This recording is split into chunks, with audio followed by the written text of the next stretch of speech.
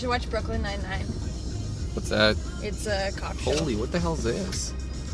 Lambo. Lamborghini? Okay, hold on. Go back. I gotta get this for the vlog. Like some dude is driving a friggin' Lamborghini in winter in Edmonton? Like, who does that?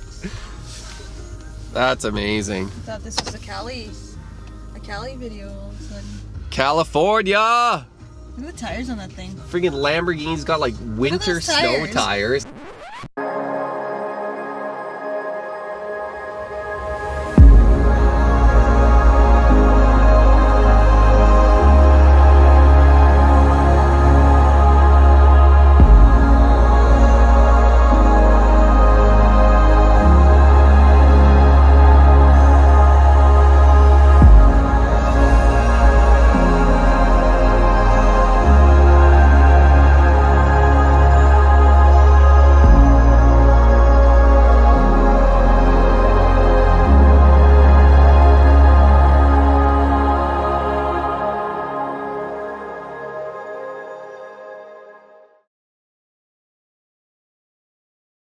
So I've been reading this book called The Power of Habit, and I'm about halfway done the book right now, and it's really fascinating.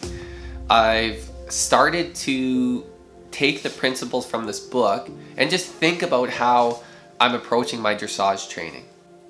An interesting thing that's brought up in this book is why we even have habits in the first place. So when you're learning a new task, basically your neurons in your brain are just like firing like mad, trying to understand and conceptualize this new skill set. But as you repeatedly do that task again and again and again, like less neurons are sort of firing as you comprehend and understand that skill set. And eventually over time, that particular pattern will be stored in another area of the brain. Take, for example, putting toothpaste on your toothbrush in the morning. Like, no one thinks about it. They sort of just do this action and brush their teeth. Like, you're not consciously like, how hard do I squeeze the tube? Where do I place it on the toothbrush? This is a perfect example of a habit. So your brain ultimately is just trying to conserve energy.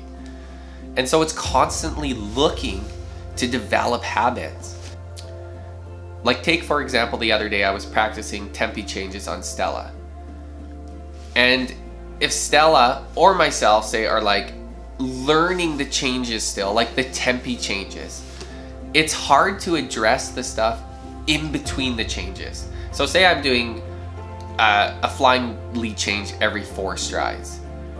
As we're learning this task, we're focusing only on doing the change every 4 strides, for example. But as we practice that again and again and again, and we get accustomed to that pattern, it starts to become more automatic. And as that becomes more automatic, you can start to focus on other elements of the change. Like if you were just learning changes for the very first time, tempi changes, it would be insane to be like, do the change, get the perfect striding, keep the horse straight, keep them connected, keep them on the hind legs, keep them collected, and ba ba ba ba ba.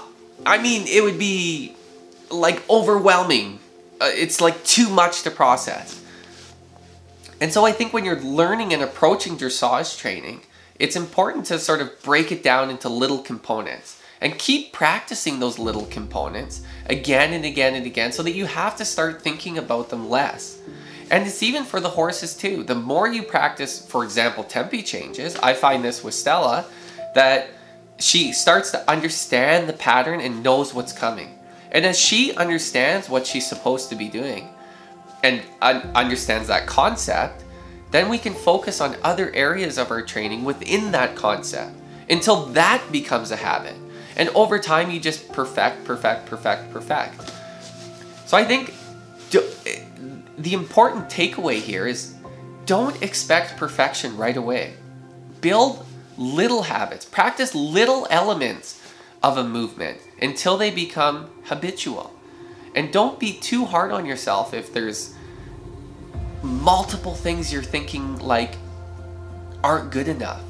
Focus on just the first step until it becomes easy. And you have to start thinking less and less about it. I'm sure all of us now just, you know, once we pick up the trot, start posting, and we don't even think about whether we're on the right diagonal or the wrong diagonal. It's just becomes so habitual for us to know exactly what is correct and what is not correct. And so I think like really exceptional riders just have a lot of experience and try again and again and again a certain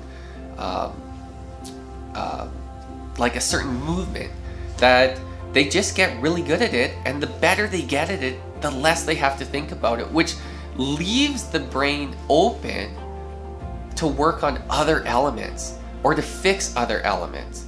Because once I've done, say, like 10,000 flying lead changes on Stella, neither of us are probably going to be thinking very hard about how to get that change. And we can start focusing on other things within that change, such as, is it straight enough? Is it collected enough? Is she through enough?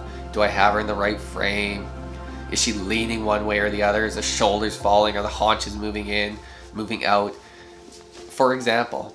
And so you can start picking away on those things and hopefully develop over time like that perfect habit where you very rarely need to think too hard about performing a certain movement. Just like putting toothpaste on your toothbrush in the morning. So it's a fascinating read. Like I said, I'm only about like halfway done. It's very insightful. There's a lot of really interesting things to think about, but definitely recommend it. And food for thought in terms of training your dressage horse.